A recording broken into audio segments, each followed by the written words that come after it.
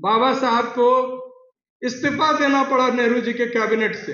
3 कार्य, वो अपने जो रेजिग्नेशन लेटर है उसमें उन्होंने जिक्र किया है। हिंदू कोड बिल के अलावे जो प्रमुख कारण था जिसके लिए वो उन्हें ऐतराज था, वो ये था कि देश के बहुसंख्यक पिछड़े समाज के लोगों के उत्थान के लिए संवैधानिक प्रावधान जो था एक कमीशन का बनाना, वो पंडित जवाहरलाल नेहरू की सरकार नहीं कर रही थी और इसी वजह से बाबा साहब ने इस्तीफा दिया। जाति जनगणना के विषय में 2-3 बातें जानना आवश्यक है। एक तो पहली बात यह है कि हर 10 साल पर यह होता है। यह अंग्रेजों द्वारा शुरू किया गया था और 1901, 1911, 1921 एवं प्रकार से लगातार ये होता रहा। आखिरी जिसमें जाति की गणना हुई जिस सेंसस में, वो 1931 में थी। 1941 में भी गणना हुई, लेकिन चूंकि फर्स्ट वर्ल्ड वॉर चल रहा था तो उसके निष्कर्षों को एक इकट्ठा करने में कुछ दिक्कतें आई थी। उसके बाद ये बड़ी आश्चर्य का विषय है कि 2021 की जनगणना को रोक दी गई। यह न सिर्फ पूरे के पूरे देश के साथ अन्याय है, देश के संविधान विरोधी कदम है, बल्कि देश के बहुजन समाज के साथ भारी एक तरह से उनके साथ एक अन्याय है। क्यों है ये अन्याय? क्योंकि कोर्ट कहती है कि आपको तब आरक्षण मिलेगा जब हम डेटा आपके देखेंगे, और सरकार कहती है कि चाहे जो हो जाए हम कास्ट को नहीं गिनेंगे। ये एफिडेविट भारतीय जनता पार्टी ने सुप्रीम कोर्ट में पहले दी।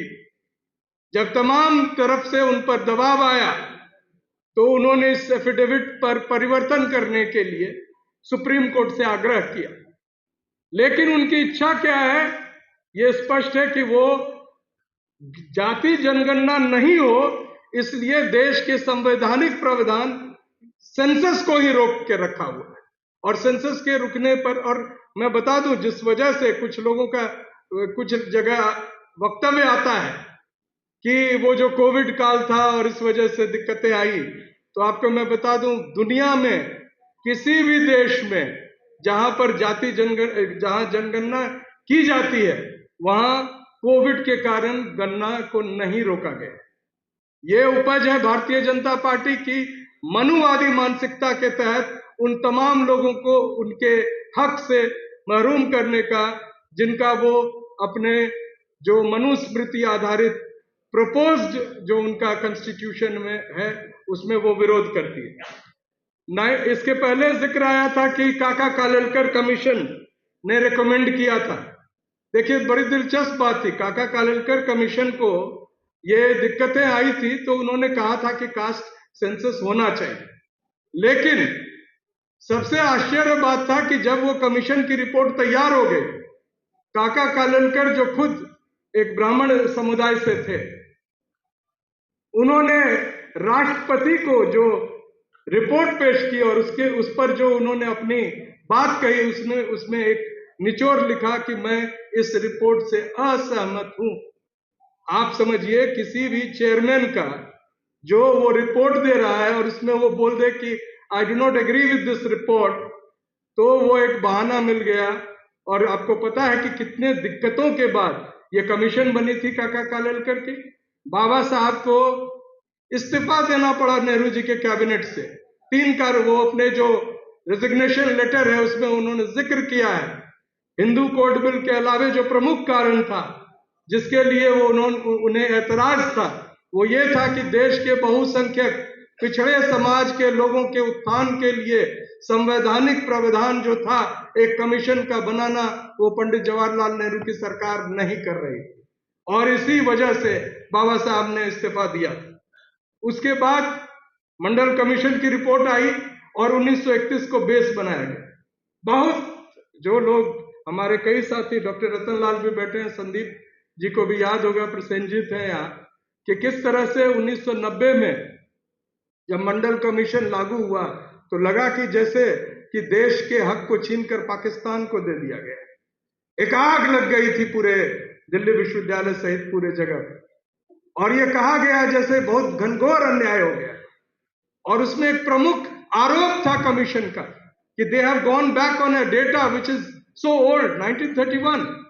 लेकिन बड़ी दिलचस्प बात है कि अभी जो बिहार सरकार ने जाति सर्वे कराया है और उसके जो डेटा है वो लगभग उसी अनुरूप है जो 1931 में वो डेटा जो भारत सरकार का था।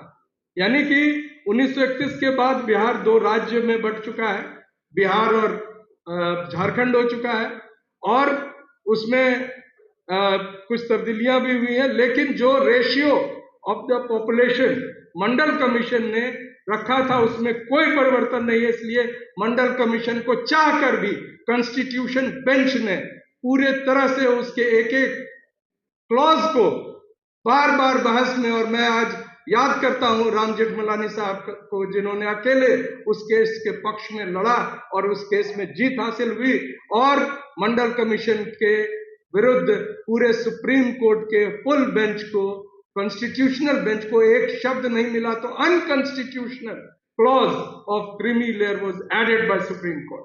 Creamy layer is totally unconstitutional, it is based on economic basis and it cannot withstand the basis of our constitution which says socially and educationally backward classes, शैक्षिक और सामाजिक रूप से पिछड़े वर्ग।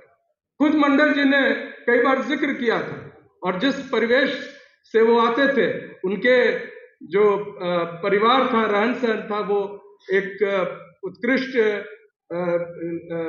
मैं समझता हूं स्तर पर था। लेकिन जब वो मुख्यमंत्री बने बिहार के, और बिहार में एक जगह है बरौनी जहां पर ऑयल रिफाइनरी थी, और किसी कारणवश तेल का रिसाव हो गया गंगा में और उसमें आग लग गई, और वो न्यूज आया पटना में विधानसभा में, एक सवर्ण पूर्व मुख्यमंत्री, ब्राह्मण पूर्व मुख्यमंत्री ने कहा कि जब शूद्र मुख्यमंत्री बनेगा तो यही होगा, गंगा में आग लगेगी। ये अलग बात थी कि वो जिस आर्थिक स्थिति के थे वैसे वैसे मैनेजर उनके पास थे, लेकिन यहां बात ईडब्ल्यूएस की फिर आई और एक दूसरा अनकॉन्स्टिट्यूशनल स्टेप लिया गया ईडब्ल्यूएस को इस देश में लागू करके, और आज स्थिति है कि ओबीसी की तमाम सीटें उसको गैर कानूनी तरीके से, असंवैधानिक तरीके से ईडब्ल्यूएस जो 2 साल पहले लगी है उसके बैकलॉग कह के परिवर्तन किया जा रहा है। ओबीसी को हर एक स्टेप पर इस तरह से उनको जलील किया जा रहा है, लेकिन हमारे नेता और हमारे लोग उस पर किसी तरह का जो एक आक्रोश दिखना चाहिए था वो नहीं दिख रहा है। दिखता है सामाजिक मंचों पर जो हम जैसे लोग बोलते हैं।